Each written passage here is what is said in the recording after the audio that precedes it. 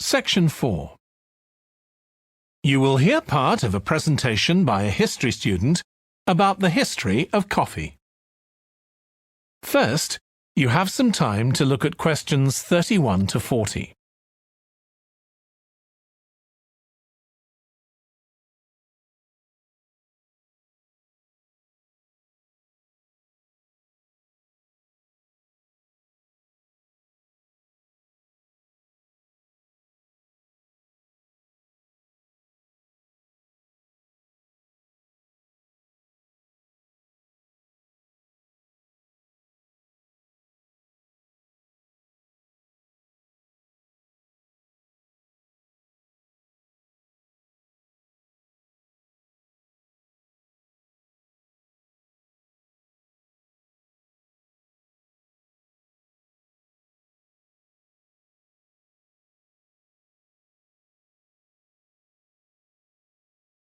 Now listen carefully and answer questions 31 to 40.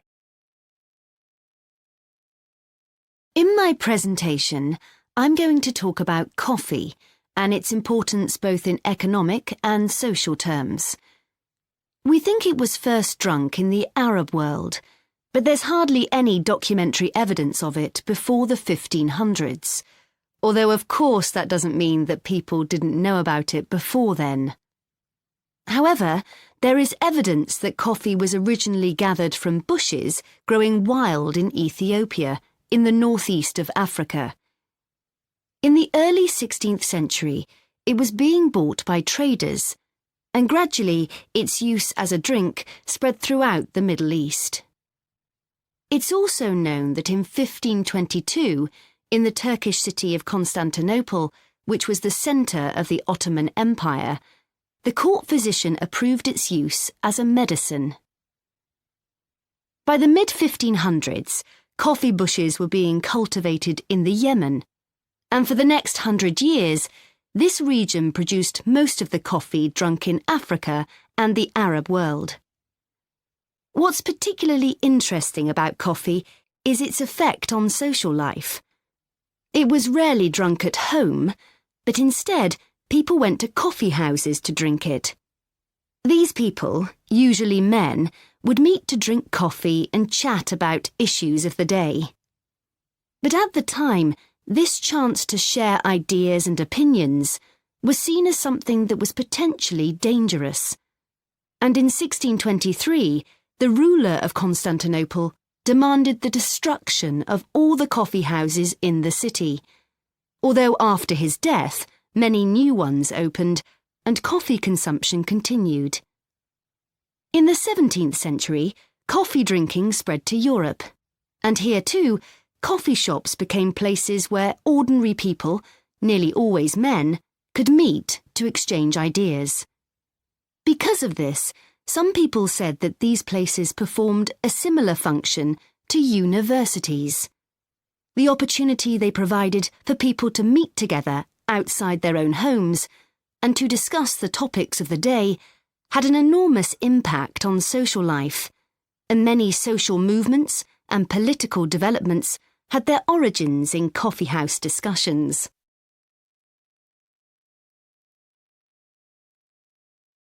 In the late 1600s, the Yemeni monopoly on coffee production broke down, and coffee production started to spread around the world, helped by European colonization.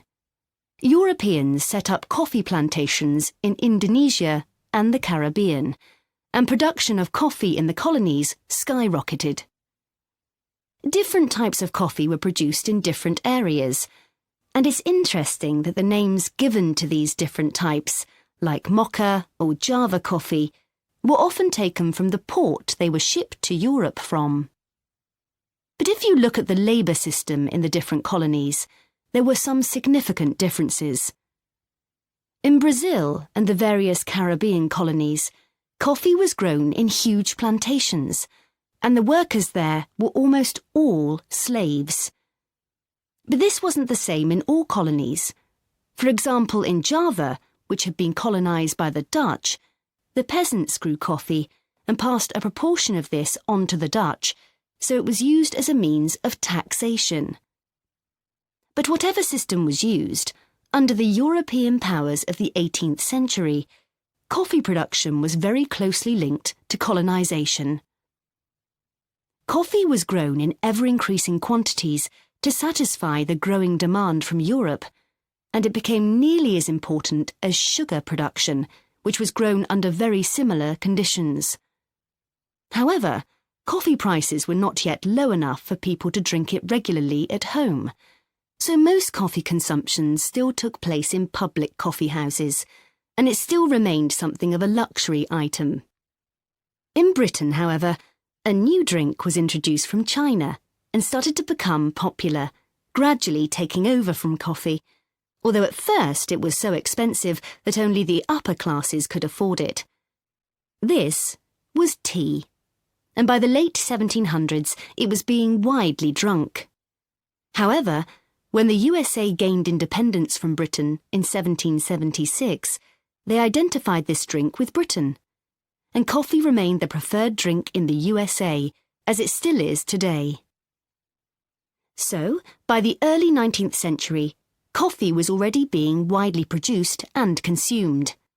But during this century, production boomed, and coffee prices started to fall. This was partly because new types of transportation had been developed, which were cheaper and more efficient. So now, working people could afford to buy coffee. It wasn't just a drink for the middle classes. And this was at a time when large parts of Europe were starting to work in industries.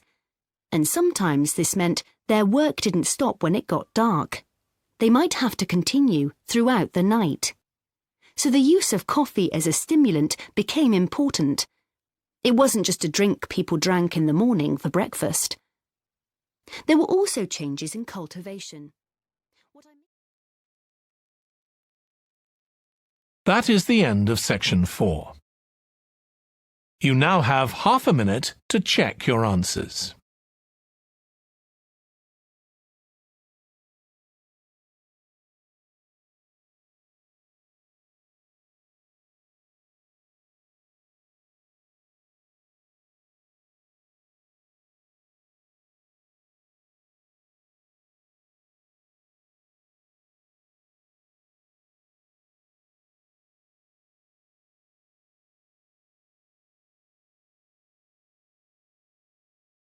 That is the end of the listening test. In the IELTS test, you would now have 10 minutes to transfer your answers to the answer sheet.